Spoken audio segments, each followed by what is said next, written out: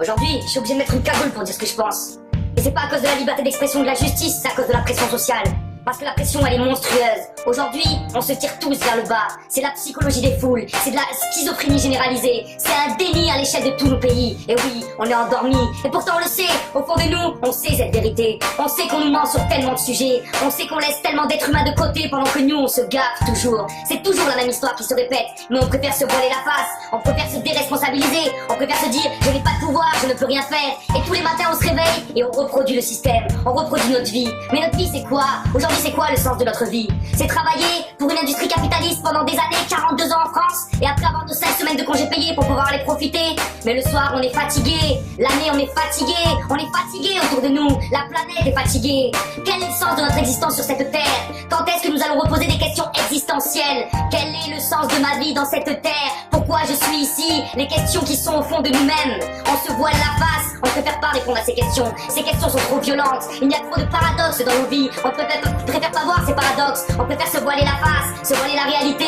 Mais je suis fatigué de voir ça. De voir tant de frères et tant de sœurs qui sont conscients de l'horreur qui est en train de nous gouverner. Et des psychopathes qui sont en train de prendre des décisions, qui sont en train de détruire les peuples et la planète Terre. Et qu'on continue à vivre notre vie avec les soldes, à consommer des vêtements, avec nos vacances, à partir à l'autre bout du monde, ou encore à regarder le football pour nous endormir. Mais quand est-ce qu'on va comprendre qu'on est en train de s'autodétruire? Pourquoi on n'essaie pas de se poser des questions face à soi-même? Pourquoi on est tous dans cette schizophrénie généralisée? Pourquoi on est tous des collabos dans un système assassin? Je suis fatigué, peut-être que je me répète, mais c'est les choses simples qui sont importantes pour moi. Y a pas besoin de faire de beaux discours, de longs discours. À un moment, faut revenir aux fondamentaux. C'est quoi les fondamentaux de la vie? C'est vivre. Aujourd'hui, tous les êtres humains veulent la même chose. Tous les êtres humains veulent simplement avoir à manger, avoir un toit pour dormir, avoir la liberté, avoir la sécurité et la santé. Alors pourquoi tant de blabla? Pourquoi tant de problèmes? Pourquoi tant de discours de technocrates ou d'experts qui s'enchaînent derrière les télés? Parce que c'est une histoire qui a été écrite par les dominants et ils veulent continuer à nous dominer. C'est une vieille histoire, ça fait des siècles que ça dure. À l'époque, c'était la royauté. Il y a eu la révolution française avec la bourgeoisie. Aujourd'hui, c'est la bourgeoisie et l'oligarchie qui nous gouvernent. Donc on est passé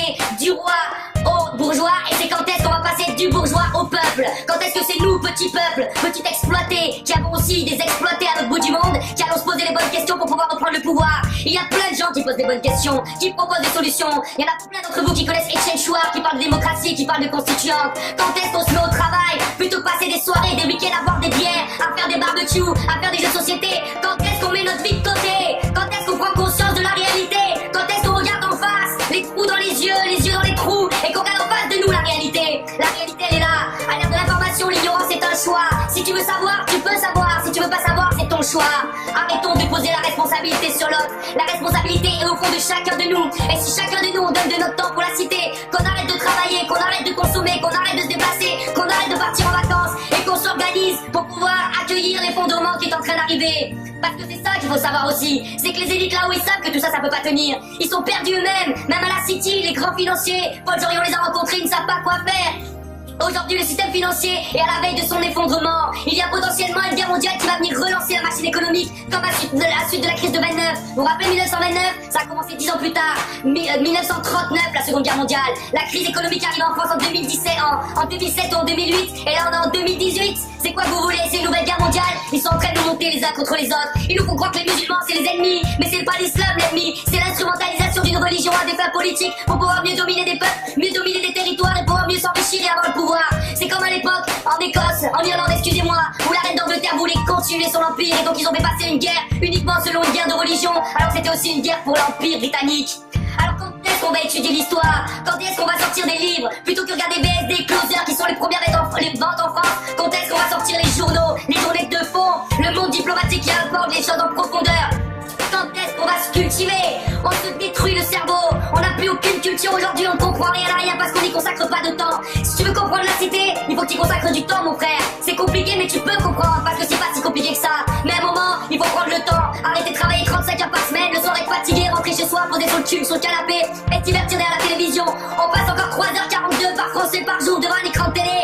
Mais la télé, c'est une arme de destruction massive, mec. La télé ne te dit pas ce qui se passe dans le monde. La télé te dit ce qui se passe dans ta tête. Et aujourd'hui, tu n'es plus maître de toi-même. Tu n'es plus maître de ton destin. Tu as été façonné, manipulé depuis ta naissance et tu n'es plus toi-même. Et tu ne fais même plus l'effort d'essayer de savoir qui tu es. Tu préfères être endormi parce qu'aujourd'hui, un mensonge qui rassure attire beaucoup plus de monde qu'une vérité qui dérange. Alors, qu'est-ce qu'on fait? On arrête tout, les gars. On arrête de travailler, on arrête de se déplacer, on arrête de consommer. consommer, on arrête de prendre des vacances, on arrête de faire la teuf. Aujourd'hui, c'est la survie de l'espèce qui est en jeu. C'est la survie de la France, c'est la survie de la Terre, c'est la survie de nos frères et sœurs aux quatre coins du globe. Alors arrêtons de se voiler la face. On est tous dans la matrice, on est tous hypnotisés et on reste là-dedans. Alors arrêtez, faites rien, arrêtez d'acheter des vêtements, arrêtez d'acheter tout. Faites votre jardin potager, éteignez votre électricité, essayez de faire le moins possible. Participez le moins possible à ce système, parce que ce système, on y participe. C'est nous qui mettons l'eau dans la roue pour que l'engrenage continue. Évidemment que c'est un engrenage complexe, j'ai pas la prétention de savoir comment on peut changer le monde, mais j'ai la prétention que si chaque être humain prend conscience de cette réalité et qui met en conscience dans les actes sa réalité, ça peut changer. Parce qu'il y a plein de gens conscients autour de moi, mais on continue à consommer des glaces, à consommer des cafés, à consommer des bières, à sortir en concert, à faire la fête, à profiter de la vie, à partir les après-midi autour du lac pour aller se baigner. Mais on va se baigner dans quoi dans quelques années? Il y aura même plus d'eau potable. Alors qu'est-ce que c'est aujourd'hui qu'il faut aller se baigner? Aujourd'hui qu'il faut se poser des questions. Fatigué quoi, fatigué, c'est pas suffisant d'avoir conscience. Déjà il faut qu'il y ait des gens qui s'informent, et ensuite il faut qu'il y ait des gens qui prennent conscience. Il faut que cette prise de conscience devienne en acte, et qu'on arrête notre réalité de vie quotidienne qui fait marcher le système. Arrêtez de consommer putain.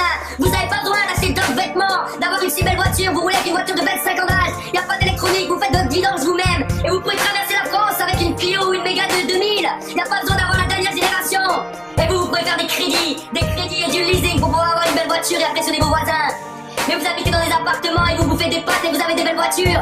Mais quand est-ce que vous allez quitter les villes? Les villes nous enferment, les villes nous aliènent, les villes nous empêchent de se libérer du système. Il faut partir à la campagne quoi. À la campagne vous avez des champs, vous pourrez vous entraider, vous pourrez faire du troc, vous pourrez vivre avec moins, les loyers sont moins chers, tout est moins cher. Et reprenez votre vélo pour vous déplacer. Arrêtons de détruire la planète, arrêtons de détruire les êtres humains. Ça part dans tous les sens comme d'habitude. Mon discours n'a ni queue ni tête, mais je parle avec mon cœur et je suis fatigué. J'ai envie que la prise de conscience soit mise en acte. Je veux qu'on arrête tous les jours, tous les matins qu'on se lève, de cautionner à ce système qui est en train de nous autodétruire. Donc arrêtez de travailler, arrêtez de consommer, arrêtez de faire la fête et consacrez du temps à la cité. La cité est malade, les êtres humains sont malades, la planète est malade. Comment faut-il vous le dire? Tous les experts de toute la planète nous le disent depuis tant d'années. Et on nous ment surtout, les élites sont au courant. Ils veulent mettre le chaos pour pouvoir mieux nous dominer. Supprimer une partie de la population mondiale parce que soi-disant on est trop nombreux, mais trop nombreux pour vivre comme des bourgeois. Mais si on vit ensemble, avec plus d'égalité et plus de partage, on peut tous vivre ensemble. Les élites sont au courant. Ils nous ont trahis, le système marche très bien pour eux, ils font tout pour le faire perdurer. Aujourd'hui il y a des citoyens en France et aux quatre coins du monde qui se bougent le cul tous les jours pour faire pousser les choses. Et qu'est-ce qu'on fait de ces citoyens-là? On leur met des bâtons dans les roues, on les décrédibilise, on les dit utopistes, on leur met des mots étiquettes comme conspirationnistes ou autre chose sur la tête pour pouvoir les décrédibiliser. Regarde cette réalité, c'est tellement dur de se bouger le cul aujourd'hui. Et quand tu te bouges le cul t'es même pas forcément soutenu. Y a pas forcément suffisamment de qui te soutient. Donc à la fois faut agir et à la fois faut soutenir ceux qui agissent. C'est tellement facile de se plaindre, c'est tellement facile de dire que tout va mal. Mais quand est-ce que tu passes à l'acte? Quand est-ce que tu mets ta vie en réalité dans une nouvelle matrice, dans une nouvelle réalité? Cette réalité il faut la quitter, c'est nous qui la créons tous les jours. En consommant comme on consomme, en rêvant comme on rêve, on fait perdurer ce système. Je m'en fous que tu pars en voyage, aux quatre coins de l'Europe, la France est grande, visite la France avec ton vélo en faisant du stop. Mais arrête de vouloir toujours plus, de vouloir grand. Ah je veux voyager, ah je veux faire ci, je veux gagner un maximum d'argent pour prendre ma retraite tôt. Mais tu penses à qui dans ce cas-là? Tu penses qu'à ta gueule, tu penses qu'à toi.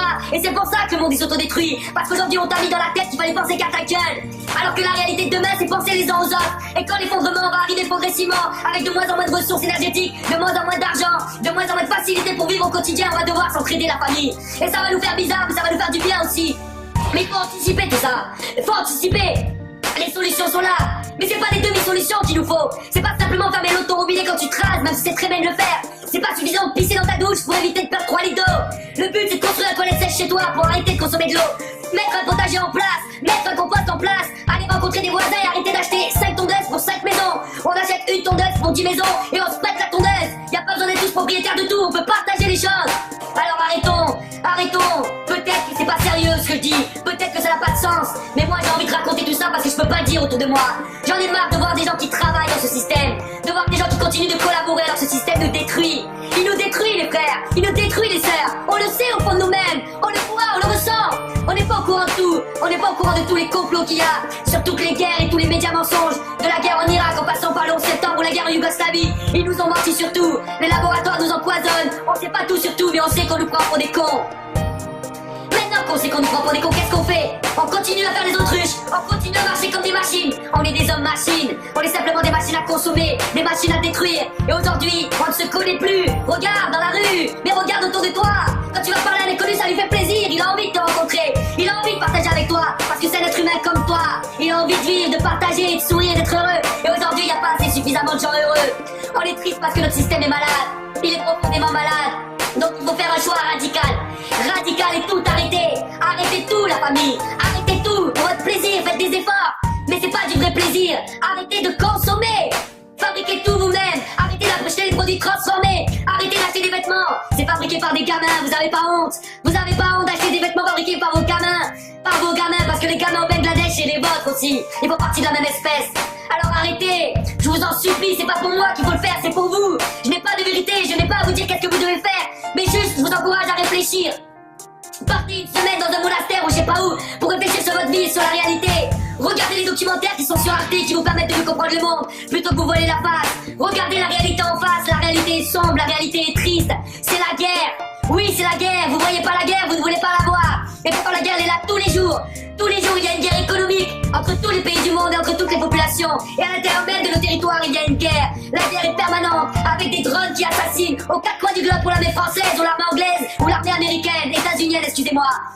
On fait la guerre en permanence, on fait des coups d'état, on va voler des ressources naturelles. C'est une guerre qui est tellement chaotique et tellement permanente qu'on ne peut même plus la voir.